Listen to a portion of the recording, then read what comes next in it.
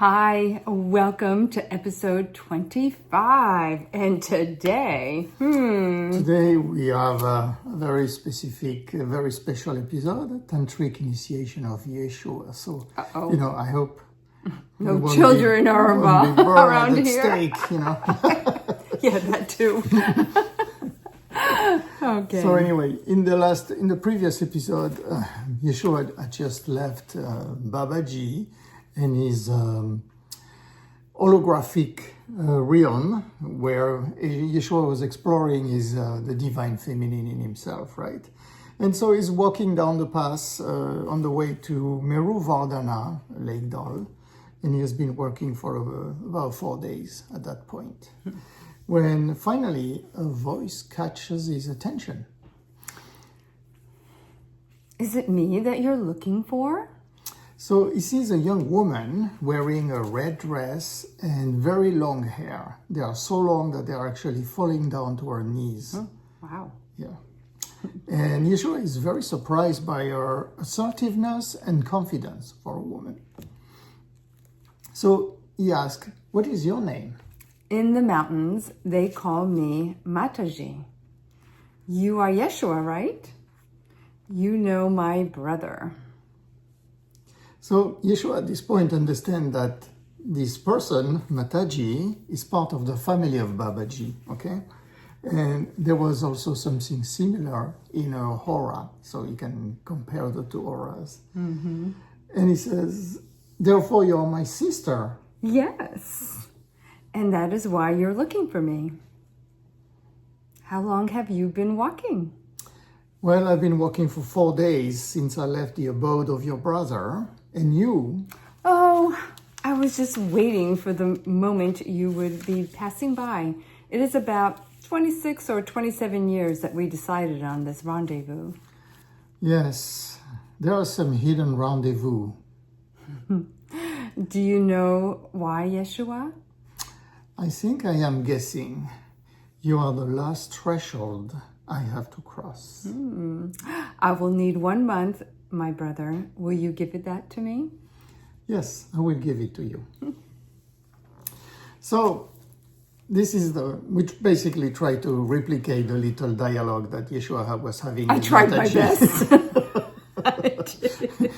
And actually, Yeshua appreciates enormously the spontaneity and the deep voice of Mataji. He can feel an old and mutual complicity.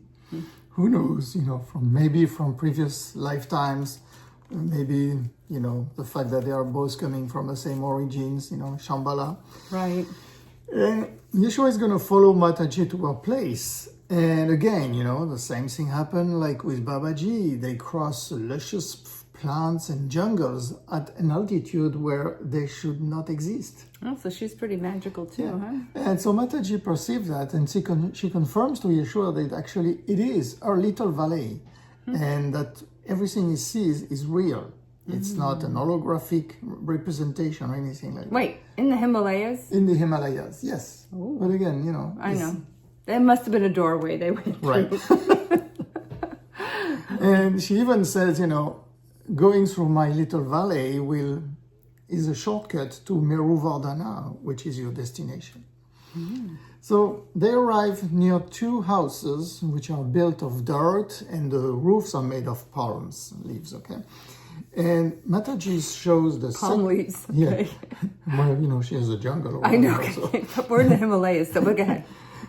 So Mataji shows Yeshua the second home, the second shed, and she tells him, this will be your place. So Yeshua feels like he's about to leave the last stage of his very long maturation.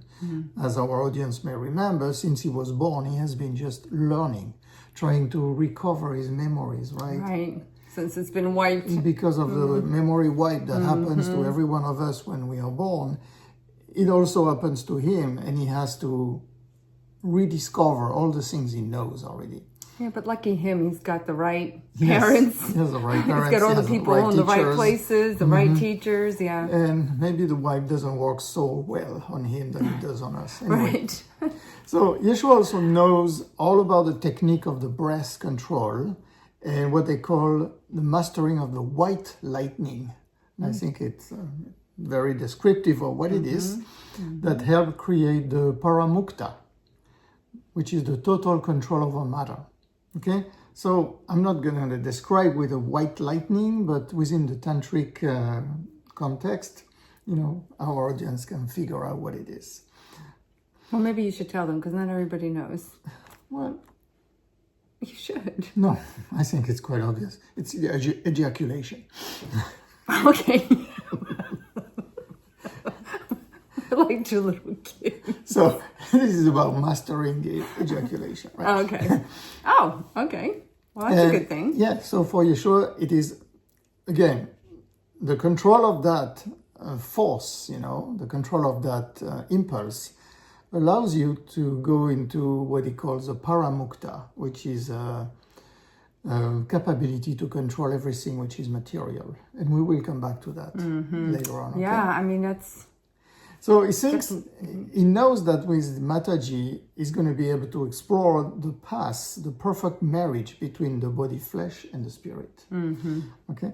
So, and again, I want to bring that to our audience, but the Tantric path is a path of fire, which is very dangerous and devouring if not carefully approached. Okay? Right. This is not something we should recommend to the vast majority of people. Well, yeah, because it could burn out your nervous system. It is the path of the Tantra, yeah. And with when Yeshua was with his master Lamas in India, he had studied the sacred text, the mudras, which are the position of the fingers and the hands, the mantras, which are the repetitive sentences or sounds that you repeat, and the yantras, which are the visualization that you do while doing the mudras and the mantras. It's a lot. It's a lot, yeah. During his long retreat in the Himalayas, he had also perfected all these exercises. So the only thing what he was missing was the experiment with a different polarity than himself, basically with a woman full of divine light. Right. And with Mataji, Yeshua knew that he was about to discover one of the most sacred spheres, the jump board that takes your senses and the sexual energy to the spirit level. So he is holding on to that energy that then does the Kundalini. Right. Right? Kundalini rising. Yeah. Okay. So we're going to go through what they are doing, because Mataji asked him basically for 28 days, a moon period, and we're going to go through what they are doing during that time. So for the first week, Mataji and Yeshua are praying all day long. They are sitting and facing each other, but they are separated by about 20 feet, about 6 meters. Okay? They're in the same room? They're outside. Oh, they're outside. Oh, okay, yeah, outside. Remember that she has this beautiful right, little that's valley. right, because it's the jungle. Yeah, it's a jungle. Right. I'm sure it's perfectly weather is more or less controlled. The temperature is the right temperature. I don't know. I don't know about that. But anyway, so they are facing each other, separated by about 6 meters, okay? And they never talk to each other. So there is a vow of silence for the 28 days. They never talk to each other. They only take one meal at dawn when they get up. Okay? And for Yeshua, it's not a problem because he's used to that kind of discipline, Right. The only difference for him is that instead of sitting facing an old master with a white beard, he's now facing a beautiful dark-haired woman. So I guess it makes a big difference. I think it would. So it's a new experience that he's approaching very slowly. And between the long periods of silence, they are both repeating thousands and thousands of mantras. I mean, you realize that the experience probably lasts, probably 12 or 14 hours every day. and they are sitting and repeating those mantras and praying. And he realized that with her deep voice and her hair flowing to the ground, Mataji is quite something, and she's actually leading all the exercise and the mantras. Oh, okay. So she's the one who is in charge.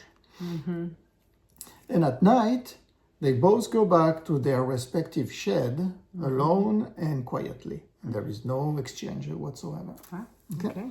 So on the 8th day, at the end of the first week, we can say that their souls have known each other, right? Right. So it is now time for the bodies to be discovered. Okay. For the flesh. Huh? Yeah, I feel like they had that verbal connection in some way, right? Yes. To each other. Well, again, she's driving the show and driving the exercise. I mean, she's the coach. Right. And she's doing everything.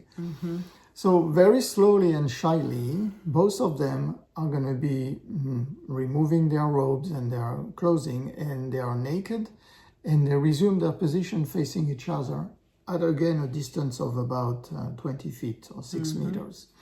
And they are resuming their mantras and mudras, the position of the fingers, are again for all the time. So the second week is a repetition of the 8 days, okay? And despite the rain or the intense sunshine, we are in the Himalayas, right? It can happen. Right. They have to stay naked, sitting on the ground. And so the goal is actually to let the desire rise in them, right? In a very sacred and noble way. And this desire is called the kama in Sanskrit, right? K-A-M-A. And it is at the origin of the creation. Oh, okay. Right. And the desire is actually, this kama desire is actually the impulse that imagined and created everything, according to the Vedas, and the Hinduism. So in Sanskrit, kama represents the flesh of the body. And I'm sure our audience is familiar with this term. So kama created the physical body. It is of divine nature and divine origin, and must not be confused with the animal or the bestial impulse, okay? So we have to really make the distinction between them. And the body was actually created, kama was created to integrate and merge the desire to the spirit, okay, which is the right path to the Tantric approach.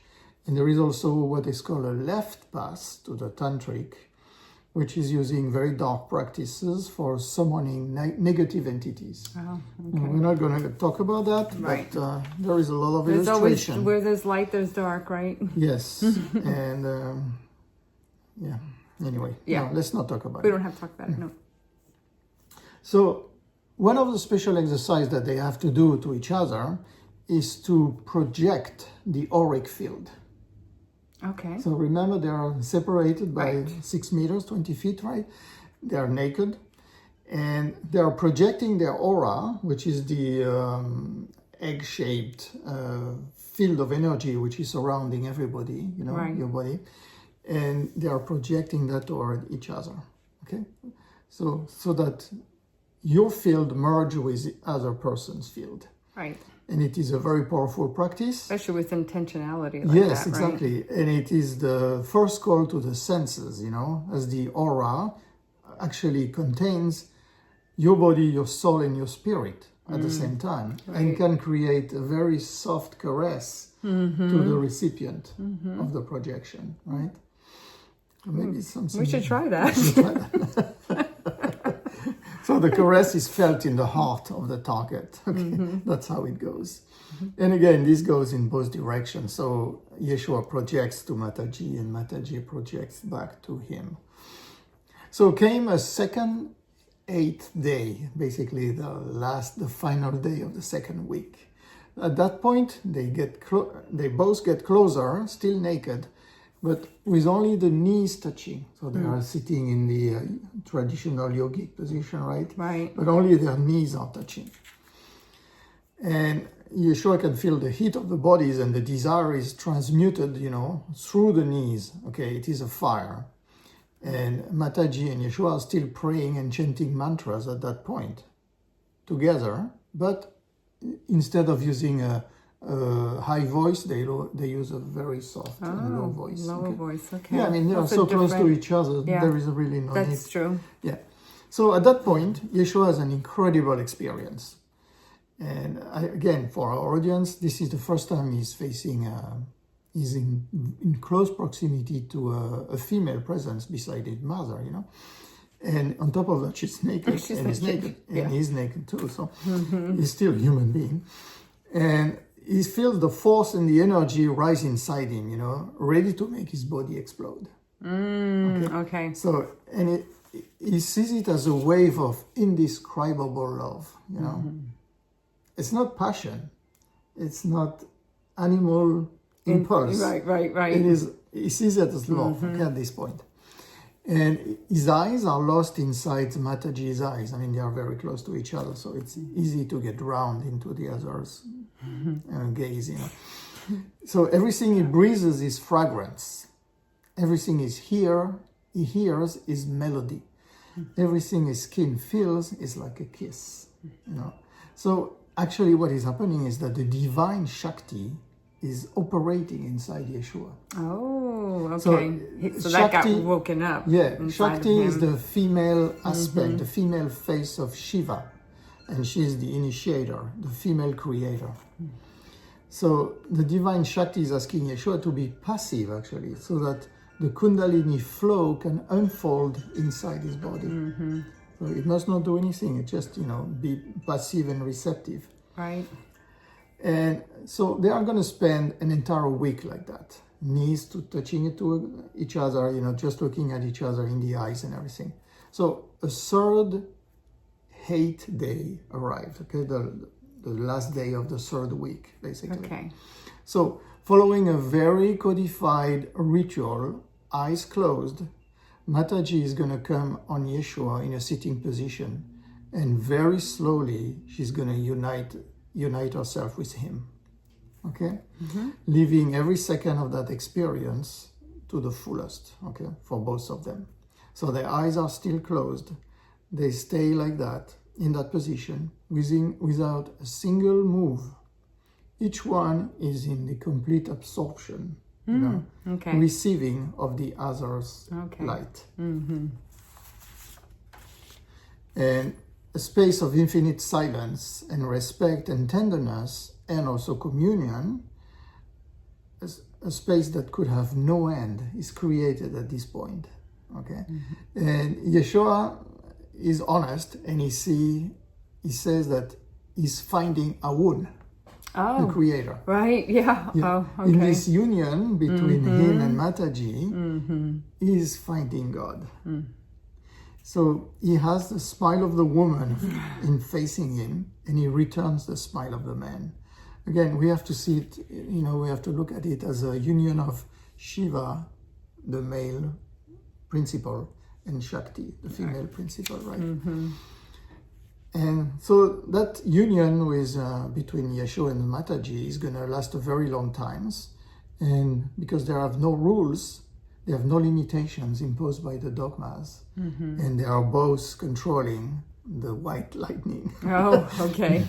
Yeah. Yeah. So on the narrow path of Tantra, the patience is the rule, right? You don't want to go fast. There is no reason to go fast, you know. You want to enjoy every second of what you're doing. Plenty of time. Yeah. So she calls the non-motion, the complete attention and the presence of the consciousness in every instant of the union. And so in this way, with the extreme slowness which is experienced, it's extending the orgasmic sensation of the flesh all the way to the soul, and then in turn it's brought to the spirit. Right. So every sense, every organ comes out of it, you know, sublimed and master of its own memory and purpose. So on the third day, on that last week, Mataji is going to add a breathing element to that union. So they're all, they're still united physically. So how long have they been united? Well, they probably do it for hours every day. Oh, okay. And so eyes looking into eyes, face almost touching, Mataji and Yeshua are going to start what is called the inverted breathing. Okay. And I think the Westerners know it as a yabium, right? Yeah. The yabium. So the way it works is that one partner is going to breathe out slowly with his mouth, you expel the air, while the other partner, which is really is so close to you, is going to inhale with his nose the air from the first partner. So this is done very slowly in full consciousness. And the result is that there is only one breath which is crossing and merging between the two, that's two amazing. persons. Yeah. And that helps also fuse and merge the energies of both sides. And it creates what is known as in Tantric terminology as the sacred loop, which is a ribbon of energy which actually rises from the root chakra, along the back.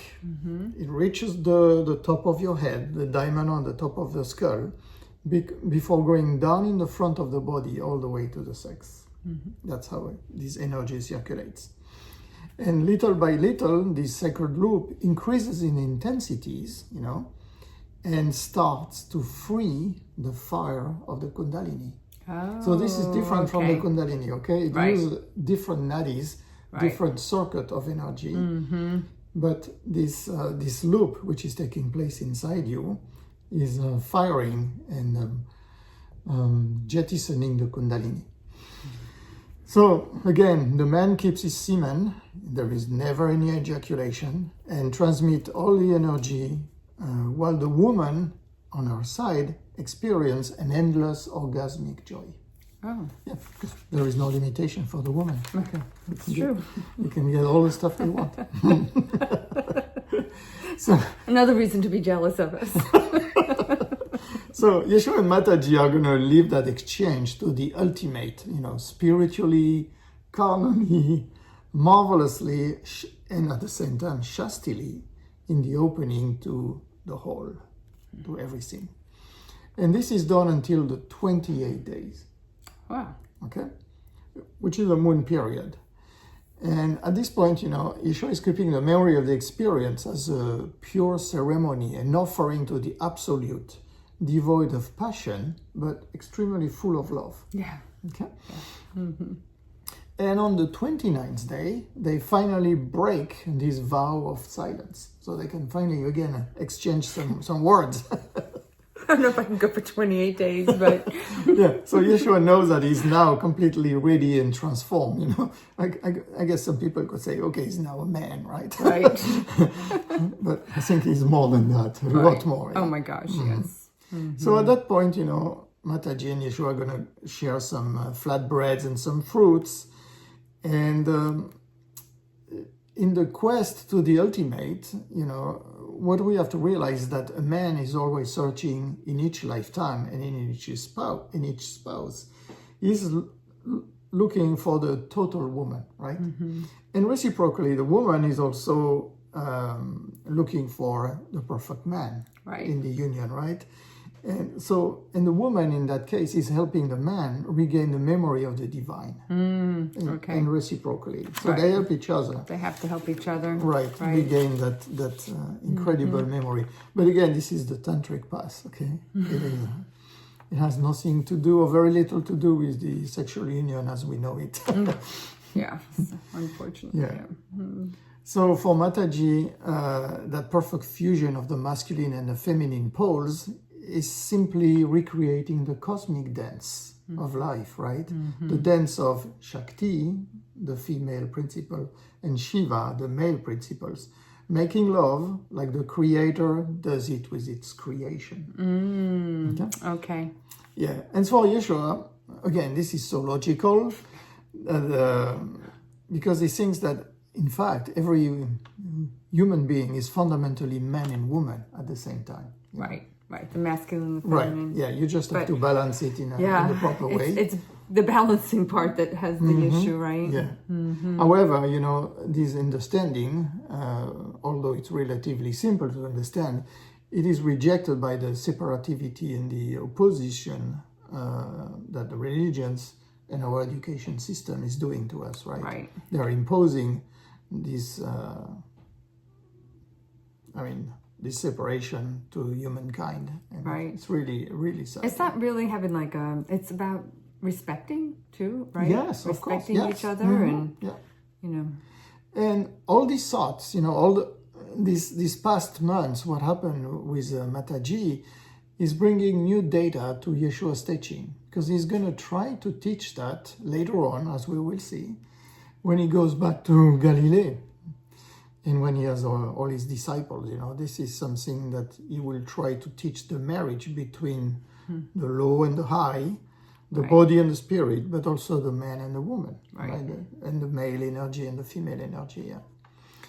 And finally, on the 30th day, the last day of the month, Yeshua decides to leave Mataji, and he feels like a sense of completion. Okay? Right. And Mataji turns over to him and says, "You're ready now, my brother. I saw a different spark in your eyes this morning." Oh. So you can go. Oh, I love that. Yeah. Wouldn't that be amazing that be something that would be taught? Oh my gosh, that yes. People Yes. don't even know really to even search that out. Most people don't. No. It's really about love and respect and Yes. and really wanting to reach into that. Yeah, and using the sexual union as a tool to get to the divine. Right. Yeah. Instead of instant satisfactions. Right. Right. Oh boy, have we gone down pretty quickly on that. But hopefully there'll be some changes. Maybe. Yes. So in our next episode, we're gonna see we're gonna cover the return of Yeshua to Meruvardhana, an encounter that he's gonna do again with someone that we have seen before, and then the return to Galilee. Almost.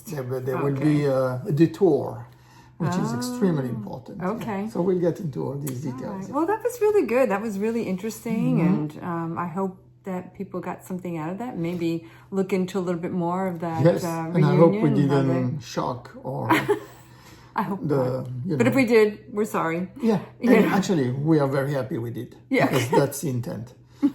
We need to change the optics, and the way the Yeshua is perceived by the people. Exactly. Yeah. Well, thank you so much for coming and tuning in with us again, and we look forward to the next one.